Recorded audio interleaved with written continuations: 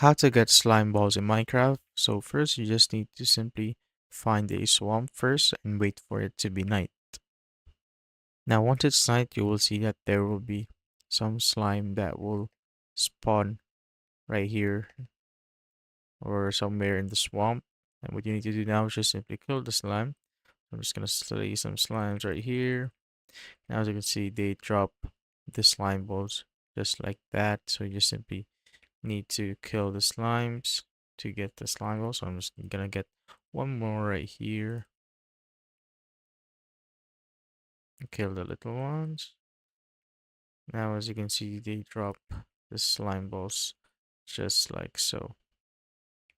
So it's not a guarantee you'll get the slime ball in every slime, but they'll just drop it just like that. So you just need to get some slimes right here and there. If you want many slime balls, you need to grind and kill many slimes as you can.